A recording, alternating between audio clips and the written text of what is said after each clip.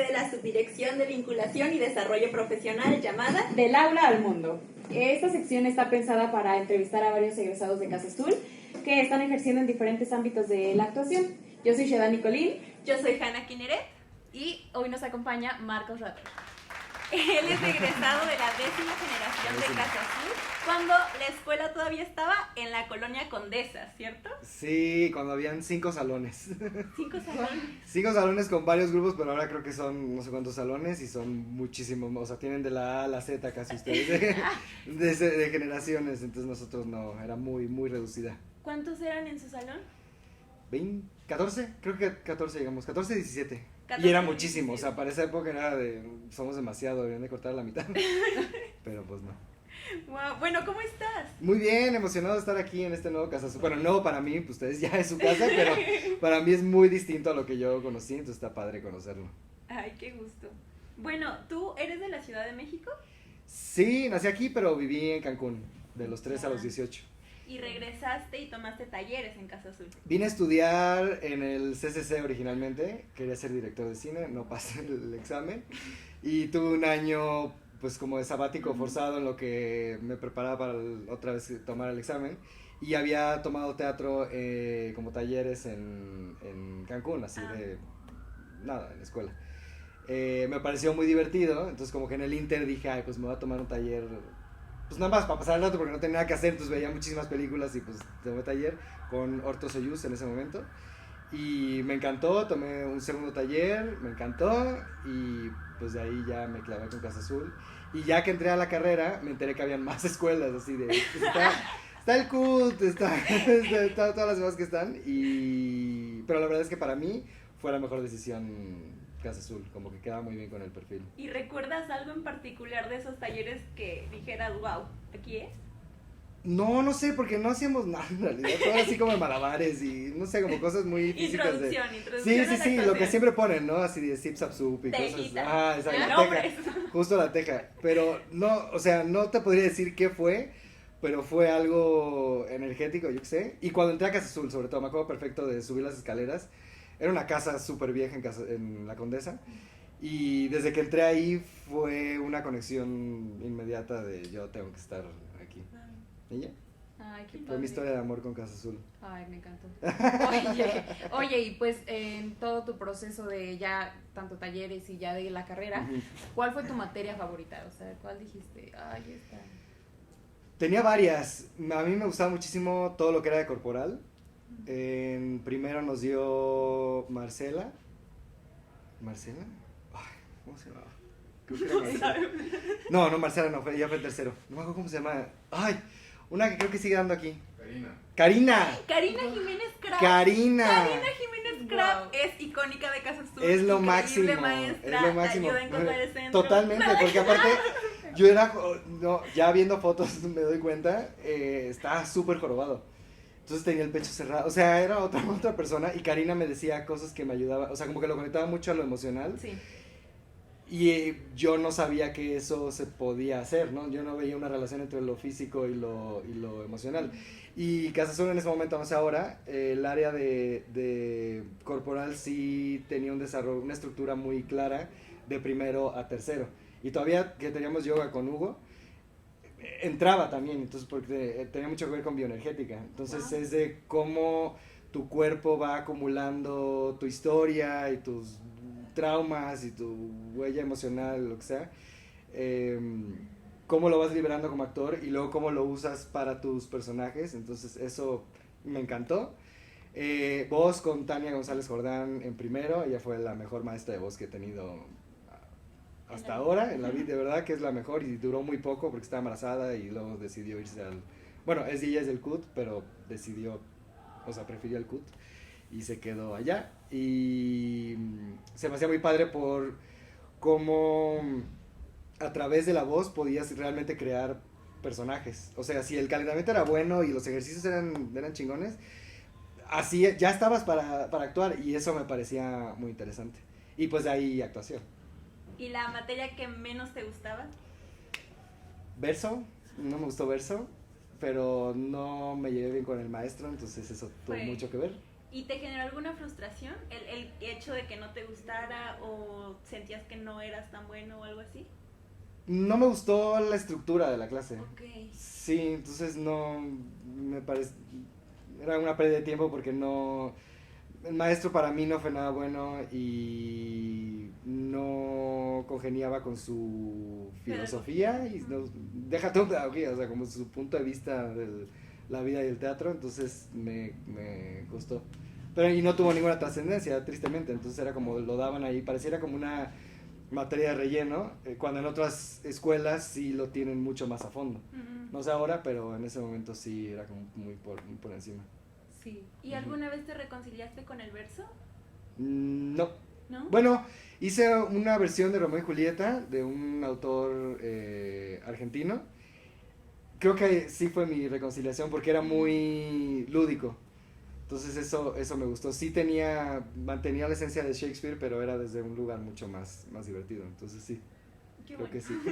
Qué padre. Se Oye, sanó. y entre todo esto de, pues que te peleaste con verso un poco, con esa materia, ¿tú qué crees que es lo más valioso que te dejó Casa Azul? Lo más valioso. Los maestros. Definitivamente los maestros. Casa Azul, es que aparte,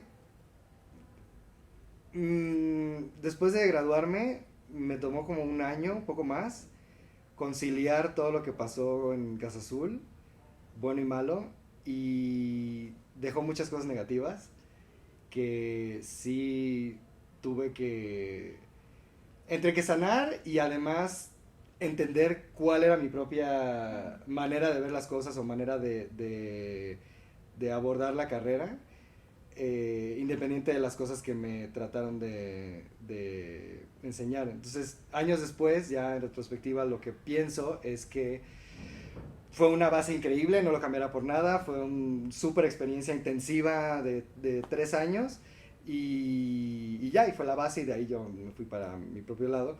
Lo que no me gustó es que siento que muchos de los maestros, y no la mayoría, no tenían una base pedagógica. Entonces, el hecho de que seas buen director, buena actriz, buen dramaturgo, lo que sea, no significa que eres un buen maestro. Entonces, de pronto, nos enseñaban lo que sabían y muchas veces nos abrían y nos ponían ejercicios muy fuertes emocionalmente y luego ya, y se iban. Entonces, como que, y tenía 19, 20 años, entonces no sabes nada de la vida, no sabes nada de la vida. Sí, no, porque estás empezando, entonces, entre que estás tratando de entender quién eres tú y luego entonces te mueven, entonces realmente salí muy mezclado, o sea, como si fuera una botella, o sea, la imagen más clara que tengo es como si fuera una botella que tuviera arena y la hicieron así, entonces terminé Casa Azul y fue un año de verdad en lo que se asentara.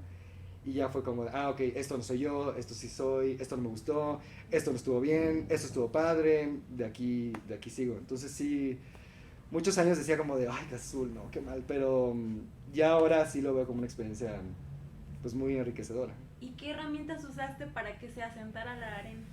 Terapia, también me clavé en una época que estaba buscando y todo era muy de Los Ángeles y las esencias y los mantras y sí me ayudó en ese momento y luego pues yo creo que fue eso y también Casa Azul y la vida yo creo que vas adquiriendo herramientas y vas viviendo experiencias y agarras esto y en el momento te sirve, luego ya lo sueltas porque no te sirve, pero al final todo va sumando y crea la persona que eres en el momento en el que estás ahora y eso seguramente cambiará. Wow. ¿Y cuál fue tu montaje de graduación? Trilogía del Reencuentro. Trilogía del Reencuentro, ¿por quién? Boto Strauss se llamaba el autor, lo dirigió Martín Acosta, era terriblemente larga, eran 3 horas y media. Y era porque éramos muy, o sea, para nuestros, o sea, éramos mucha gente, éramos 17, 14, creo que eran 17. Entonces eran 3 elencos, muchísimos personajes, entonces era una obra totalmente miscast, o sea, nadie quedaba, porque eran treintones, cuarentones, que ya estaban totalmente amargados por la vida y nosotros éramos así de que 23 y ay, la vida es súper difícil, pero no sabes nada de la vida, entonces como que no nos quedaba, pero pues aprendizaje, creo que no sé si fue el mejor montaje, pero se aprendió. Claro. Y mucha gente lo vio y siempre le digo, ay, perdón, porque de verdad duraba muchísimo. Sí, siente luego uno más feo. Sí, Por el de verdad lo como viste, el- ¿no te saliste en los dos intermedios? Sí, me imagino. Oye, y después de esta experiencia que tuviste con tu montaje final, que también fue como un poco Difícil. difícil, ajá, ¿cuál fue tu primer proyecto? ¿Cómo llega a ti? Tuve varios proyectos luego de Casa Azul, porque, y esto es algo que siempre lo voy a recomendar a todo el que esté empezando, la autogestión, o sea, esa es la manera de ir. Hicimos un colectivo y entonces hacíamos obras todo el tiempo, entre que yo las escribía una compañera, lo dirigía un amigo y así, entonces tuvimos varias obras luego.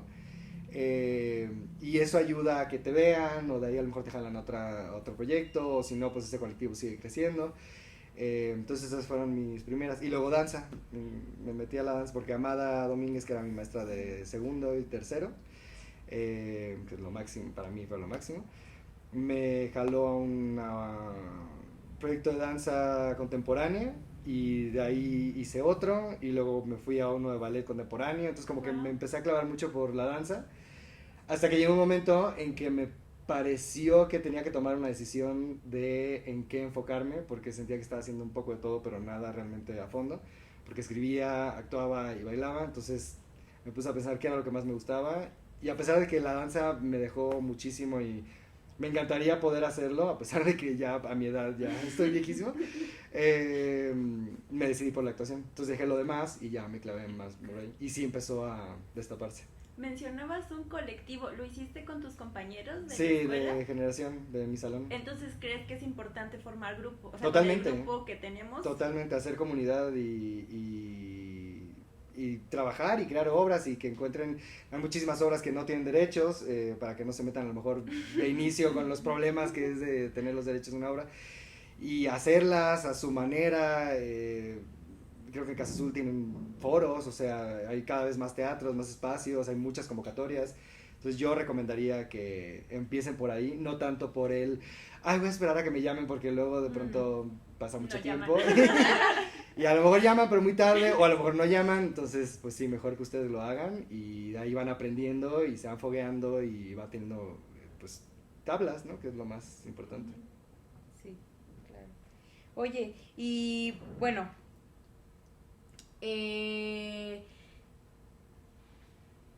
conforme fuiste avanzando con este colectivo que tuviste, Ujú. ¿crees que es difícil para un egresado conseguir trabajo de actor?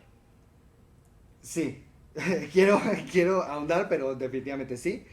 Yo creo que en todas las carreras, la verdad, ¿no? Antes yo pensaba como que me sentía muy azotado de, la carrera, el arte es muy difícil. Sí, pero creo que todas las carreras tienen dificultades, sea lo que sea que estés estudiando. Empezar a trabajar es complicado. La ventaja que tenemos nosotros es esto de la autogestión. Entonces realmente que tú puedes hacer tus propios proyectos en lo que estás viendo qué es lo que más te gusta hacer o que te llamen o a lo mejor estás haciendo audiciones, no sé. Eso es lo que te puede dar una base, tal vez no económica necesariamente, pero definitivamente sí como para largo plazo, eso te va a ayudar. Entonces, mientras tengas claro tal vez como hacia dónde lo quieres llevar, va a hacer que sea más sencillo. ¿Y cómo balanceaste esto de salir ya con colectivo, autogestionarse, con todo el caos que nos platicaste que estaba pasando en ti? Pues es que el problema del artista joven, yo creo que es que creemos que tiene que ser así. Que arte es sufrir y tienes que estar atormentado y todo es, ay, mientras más sufro, más va a alimentar mi arte. Creo que es una pendejada, la verdad. O sea, ahora ya no comulgo para nada con eso. A lo mejor hay gente que sí siente que tiene que ser así. Yo creo que definitivamente no. Creo que mientras más trabajado estés tú como artista y como persona, más claridad vas a tener y más dominio sobre tus emociones. Porque si no, nada más tienes un camino, intensidad emocional y y a lo mejor lloras fácil y pues estás llorando todo el tiempo, pero no necesariamente tiene que ser así el personaje, no necesariamente lo pide. Deja tú que hagas una comedia, o sea, a lo mejor es el drama, hay matices que son mucho más interesantes. Y luego me ha pasado mucho, ¿no? En esa época que íbamos mucho al teatro, que veíamos una actriz que era súper buena y que sentía muchísimo y lloraba cabrón y todo estaba, pero no te hacía sentir absolutamente nada, nada más veías que ella pues estaba ahí regodeándose en su sufrir. Qué bonito llora, pero no me está haciendo sentir nada. Y siempre hay que recordar que la experiencia es para el público, para la persona que lo está viendo, no para que tú estés diciendo, ay, siento tan bonito, ay, cuánto lloro, porque pues eso no deja nada en la gente. Hablando de público, yo fui parte del público en una función de El Show Debe Continuar. El Show Debe Continuar es una muy bonita obra, monólogo, en la que un actor que según la función en la que me tocó era egresado de Casa Azul. ¿Eso se mantiene? Quiere comerse al mundo y termina dando funciones de cuentos para teatro infantil y al principio no le llena. Sí, no, porque quiere fama, quiere ser un actor reconocido, quiere hacer cosas más intensas que cuentos infantiles en escuelas primarias, pero pues es lo que tiene que hacer porque le pagan y en el camino descubre realmente cuál es su vocación, cuál es su pasión y cuál es la importancia que tiene el teatro, desde el teatro infantil hasta el teatro, como lo veas, comercial o institucional, como lo veas, la fuerza que puede tener como arte. Que suena un mensaje muy serio, pero el monólogo es hilarante. Hay un elemento, el cuello, que pasa y también la forma en la que abordas corporalmente a todos los personajes es muy gracioso. Eres muy bueno en comedia. ¿Cómo descubriste que eres muy bueno en comedia? Fue muy natural, como que es algo que empezó a suceder, no era lo que yo buscaba porque yo quería ser un actor serio, y por lo menos en mi época, ahora ya no tanto, pero la comedia era mal vista, era como, ¿qué haces comedia? ¿Qué es eso? ¿No? Tienes que ser Chekhov, porque no estás haciendo...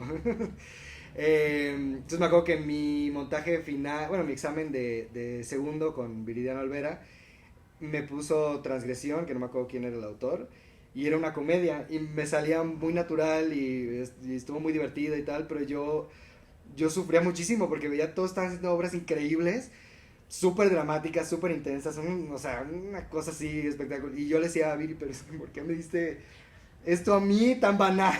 ¿Por qué? ¿Por qué estoy haciendo esto? ¿Por qué no me puedes dar otra? Y años después me dijo que para el proceso que yo llevaba, yo necesitaba esa obra en particular porque me estaba tomando todo muy en serio. Y entonces lo divertido de esa obra y lo ligero de esa obra era algo que yo necesitaba en ese momento y que yo no, pues yo obviamente yo no lo veía, yo nomás quería decir, quiero ser actor. Entonces eso me quedó muy marcado y que en la marcha pues me empezaban a llamar a montajes de comedia y siempre he disfrutado mucho hacer reír a la gente. Pero ya que pude conciliar sí es difícil hacer reír. Me acuerdo que Elena, nunca sabía cómo se dice su apellido. Giochins, no sé cómo se dice su apellido. Ella, que es increíble maestra, increíble dramaturga, hablaba de lo difícil que era hacer reír a la gente, que era mucho más difícil que hacer llorar. Y yo decía, no es cierto. Pero la verdad es que sí. Entonces como que ya a partir de que empecé a ver las bondades y dificultades que tenía hacer comedia, y sí es algo que me salía naturalmente y luego empezaron a llamar para series, entonces como que pues decidí conciliarme y dejarme llevar y es algo que disfruto muchísimo hacer y que lo seguiré haciendo mucho tiempo más. Y ahora lo que me gusta, o sea, lo que quisiera que fuera mi camino, creo que la comedia es un buen elemento para suavizar. Entonces de pronto te lo estás pasando bien, te ríes y luego llega la nota agridulce, y te llega mucho más directo al corazón, al espíritu, lo que sea. Si viene con esa cosa cómica. Entonces lo agridulce me parece que es lo que más me gusta hacer. Entonces, ¿crees que esta reconciliación con el teatro no...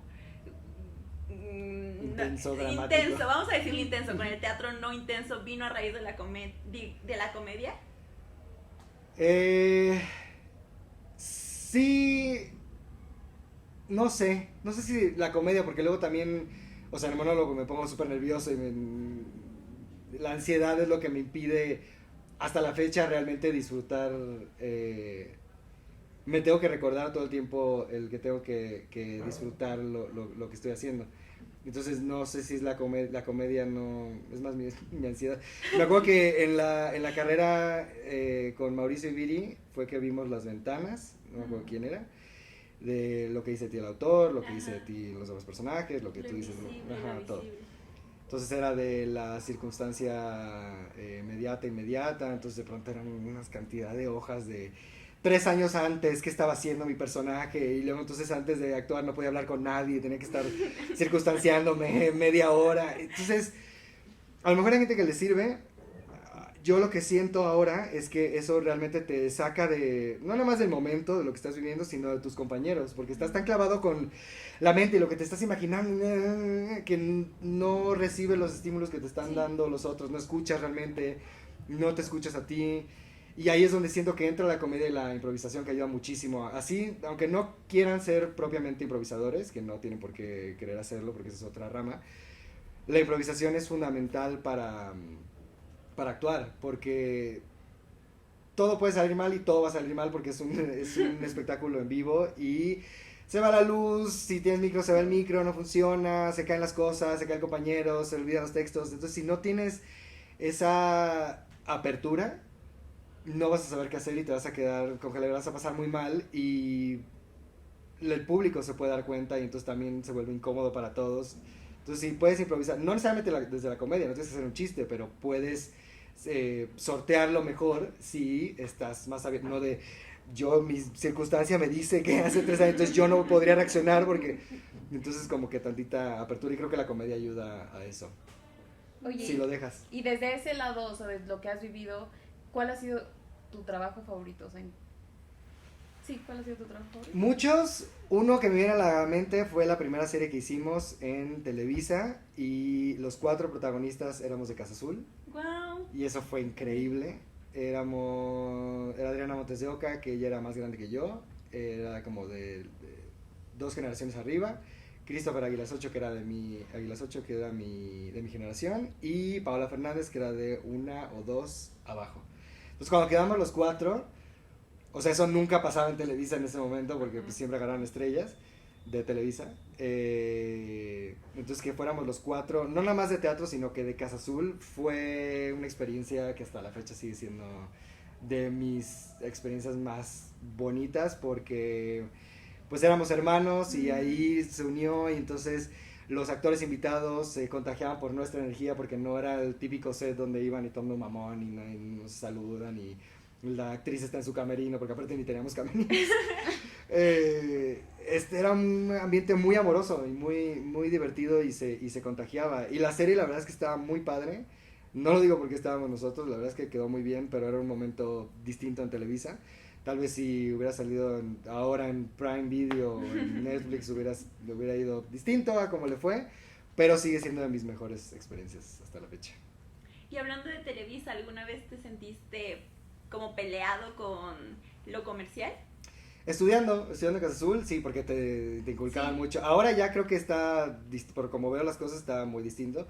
Pero ahí era de, ¿haces teatro o no eres actor? Y solo faltas una función si te mueres. Con acta de defunción. Te lo juro, y sales creyendo realmente eso, y como de, claro, tengo que ser actor. Y en la marcha te vas dando cuenta que, bueno, sobre todo para mí en la pandemia, o sea, eso cambió tanto mi percepción de las cosas, de cómo todo puedes tener planes, objetivos, lo que sea. Teatro es lo más importante, pero viene una pandemia y no hay teatro. Entonces sí me hizo ver las cosas de un lugar distinto, de pues sí, la salud viene antes que el teatro. Amo el teatro y nunca voy a dejar de hacer teatro, y es lugar donde siento que respiro, pero si estoy mal no puedo dar la función, y no es más importante la función que, ¿no? Si me tengo que ir al hospital, no, eso como que, y te trataban de inculcar mucho eso, y creo que la vida, sí es, como en la marcha te vas dando cuenta de prioridades y cada quien tiene las suyas, ¿no? A lo mejor para algunos dirán como de, no, yo sí, aunque me esté reventando el apéndice, yo voy a dar la función, pero pues no puedes, ¿no? Físicamente no puedes. Entonces, pues sí. Bueno, y ya teniendo pues establecido varios proyectos y ya teniendo ingreso, ¿cómo te fue con el SAT? Porque es algo que nos da Pero es una miedo buena pregunta, porque sí. los actores y los números No sabemos. usualmente no. Eso también está, o sea, me encantaría que lo metieran en la carrera de actuación, o sea, que cómo meter un EFI, cómo meter un EFICine, cómo facturar, o sea, todas esas cosas que de verdad sales y no tienes ni idea de cómo funciona, cómo hacerlo, entonces te tardas en lo que averiguas cómo. Afortunadamente siempre me fue bien porque siempre tuve contadora. Qué bueno. Y me fue súper bien. Ahora, como está, me va todavía mucho mejor con el simplificado de confianza, el que metió este gobierno. La verdad es que sí es mucho mejor porque redujo notablemente lo que pago de impuestos ahora a lo que pagaba antes. Entonces, pues ahorita todo bien, no me está persiguiendo el SAT, así que muy tranquilo. Bueno, a mí me gustaría que nos dieras un consejo a los que estamos estudiando esto y también tú qué consejo qué consejo te darías a tu yo de hace 8 años de estudiando la carrera. No olvides que es un juego en serio, pero no olvides que te tienes que divertir. Eso yo me aconsejaría a mí mismo de esa época, porque sí me lo tomaba muy en serio y no fue hasta... Había una cosa que se llamaba microteatro y me tocó dar funciones y eran obras de 15 minutos, entonces de pronto tenías que dar 8 o 10 funciones de 15 minutos seguidas, entonces se volvía muy pesado al final, pero era muy divertido, o sea, ni te daba tiempo de circunstanciarte porque ya estaba entrando la gente, entonces en ese momento el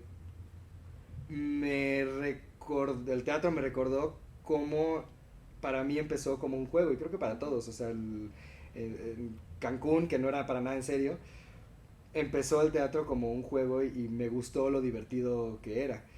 Y luego con la carrera se me olvidó que me podía divertir. Entonces era como de, ¿qué va a pensar la gente? ¿Qué van a pensar los críticos? ¿Qué van a pensar mis maestros? ¿Qué van a pensar? No me van a dar trabajo si no lo tengo que hacer. Entonces es una cantidad de presión que me ponía que pues no salía. O sea, no... Era como una actuación muy correcta y no el potencial que podría tener, tal vez. Y solamente era porque no estaba respirando, no estaba disfrutando, no estaba viviendo el momento. Entonces también se lo recomendaría a todos los jóvenes audiencias. Y eso, la autogestión, que hagan comunidad, que encuentren con quién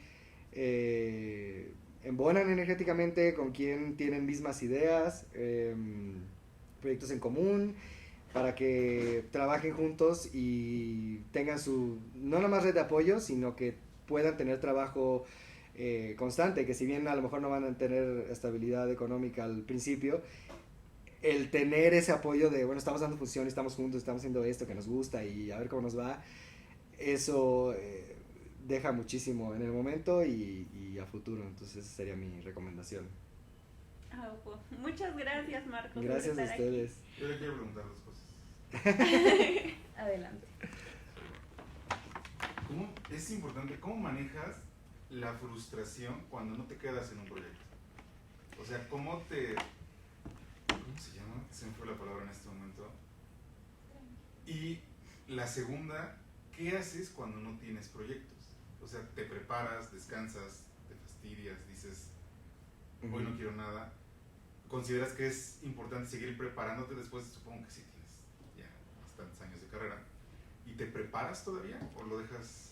Sí, totalmente. La preparación no termina nunca. Y no nada más si vas para actor, actriz, no nada más que tomes talleres de actuación, sino todo lo que tiene que ver con actuación, sea improvisación, sea clown, danza, de verdad todo tiene que ver. Al final, tal vez en el momento dices, ay, pero hacer esta coreo, ¿qué? O sea, no me va a ayudar en nada. Todo ayuda a darle vida a un personaje más adelante. Y todas son herramientas que se quedan en tu cuerpo y el cuerpo tiene muchísima memoria. Y te va a hacer más fácil tus procesos después. Y creo que cada vez más piden actores que sean y actrices que sean mucho más completos. Entonces, a lo mejor no vas a hacer musicales, pero sí necesitas tener un cuerpo que te responda y saber qué hacer con el cuerpo y que sea muy físico tu interpretación, y eso lo hace más completo. Entonces yo aconsejaría eso, y dramaturgia o lo que sea, guitarra, lo que sea, de verdad, todo, puedes pensar, esto no va a servir nunca en la vida, no tienes idea, porque de pronto en 2 años, ay, justo necesitamos a alguien que toque ukulele, y dices, no mames, yo toco el ukulele porque lo tomé un día que no tenía nada que hacer. Entonces, sí, síganse preparando siempre. La frustración, no sé cómo manejar la frustración, porque es algo que me sigue frustrando y me sigo comparando. Y eso también sería un consejo que les daría, que ojalá lo puedan hacer mejor que yo. El no compararse, porque eso mata toda inspiración, toda creatividad.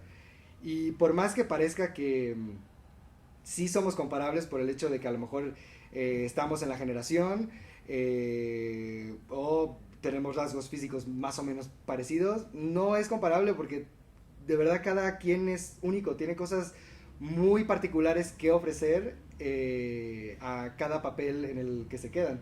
Entonces de pronto yo veo ahora, el momento me super cagó que se quedara con ese personaje, cuando yo digo, soy mucho mejor que él, lo sé que soy mejor que él, y luego ya lo veo y digo, pues es que claro, tiene ciertos rasgos o tiene algo que queda perfecto para ese personaje, que yo, por más que me hubieran maquillado o lo que sea, no lo hubiera podido dar. Entonces es saber darte cuenta cómo los personajes que te llegan, realmente te llegan a ti, porque tú le vas a dar vida a ese personaje, porque algo en tu historia, en tu manera de interpretar las cosas, lo tiene que hacer y otra persona no lo pudo haber hecho, y viceversa. Entonces la comparación, traten de no, pero frustrante, siempre va a ser frustrante que no te den, y hacer audiciones, odio hacer audiciones y los castings, y son súper cansados, y no sé lo que es. O sea, prefiero mucho más que me vayan a ver o que vean un proyecto mío y que digan, él tiene algo que me puede funcionar, pero aún así tienes que hacer casting, y siempre va a ser muy frustrante de llegas a la final y luego ya no te quedas, o incluso te lo dan y luego te lo quitan, porque todo es muy incierto. Entonces creo que la frustración va a estar siempre ahí, pero no dejes que te consuma. Y los ratos libres, donde no tengas trabajo, siempre, algún maestro me lo dijo alguna vez, no recuerdo quién, que la actuación no es una carrera, es un estilo de vida, y no es un estilo de vida, es una forma en la que ves la vida. Entonces, aunque no tengas trabajo, todo está en desde qué lugar estás viendo Netflix. Te estás tirado en tu casa deprimidísimo viendo series, desde dónde lo estás viendo, con qué ojo lo estás viendo. Estás nada más viéndolo porque sí, llenando tu tiempo, o estás viendo qué está haciendo ese intérprete, cómo matiza, cómo está haciendo cómo llegó a esa parte emocionalmente demandante, o qué hizo antes, o cómo manejó la comedia. O sea, es estar todo el tiempo estudiando, y a la gente que está en la vida, ¿no? O sea, de que vas en la calle y cómo camina esta persona, cómo se mueve, cómo habla, todo es alimento si lo sabes ver así. Si no, pues te pasas la vida deprimido esperando a que te llegue un trabajo, y ahí pues le echas ganas, ¿no? Pero creo que más importante que eso, porque es muy fácil ya trabajar, son justo esas pausas. Y en las pausas es donde puedes crear cosas a futuro, que ahí salió el show Debe Continuar. Yo estaba deprimidísimo en 2019, que ha sido mi peor año hasta ahora, que solo tenía una obra programada para fin de año, todo el resto del año no tenía nada, no tenía absolutamente nada. Entonces dije, me voy a regresar a Cancún, voy a vender pulseras, no sé qué voy a hacer, porque aparte no me siento apto para hacer nada más que no sea actuación. Entonces, si no tengo esto, ¿qué haría? No sé. Entonces me puse a buscar ya en serio un monólogo, porque era un sueño que tenía desde la carrera, y encontré este monólogo que era El Show Debe Continuar, y vi el nombre y veo de qué trata, y era mi historia.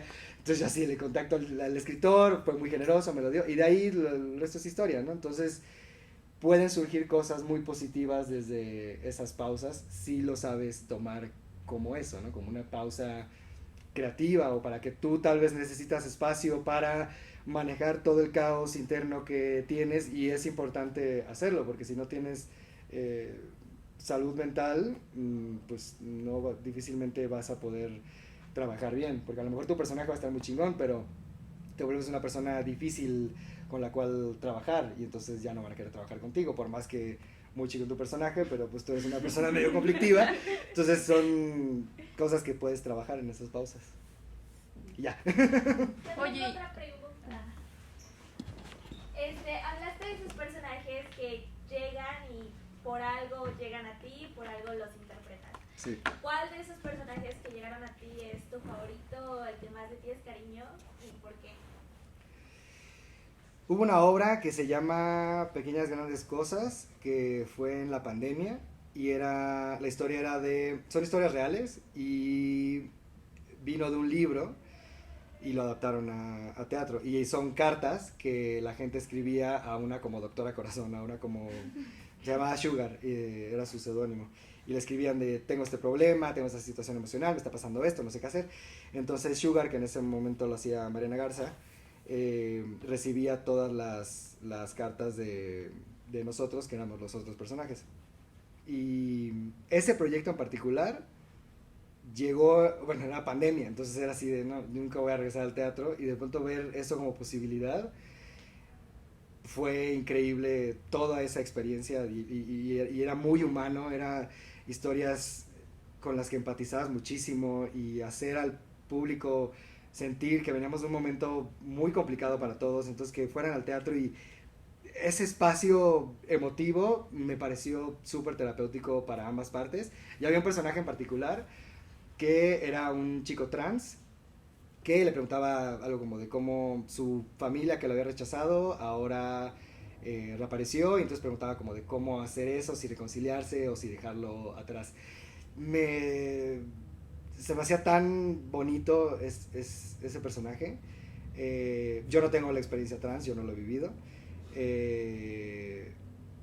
pero era tan identificable el dolor del rechazo y lo importante que es el sanar las relaciones familiares. A lo mejor no puedes sanar la relación como tal no es una relación que vas a tener en tu vida, pero sí puedes sanar el cómo te sientes tú con respecto a esa relación. O sea, a lo mejor ya nunca los vuelves a ver, o sí, pero nunca cambiaron y siguen siendo personas muy difíciles, pero tú ya no es algo que te duele o que te lastima. Entonces, toda esa experiencia, eso realmente llegó en el momento preciso y me encantó y lo disfruté mucho y pues tiene un espacio muy especial en mi corazón, la verdad. Muchas gracias, Marcos, Gracias por compartirnos todo esto que se siente de mucho valor y muy de ti. Gracias. Desde un ser honesto. Muchas gracias por estar aquí, por ser nuestro segundo invitado, y muchas gracias por las preguntas, muchas gracias allá en casa también. Y esto fue Del Aula al Mundo. Recuerden que esta es una sección semanal, entonces nos vemos próximamente.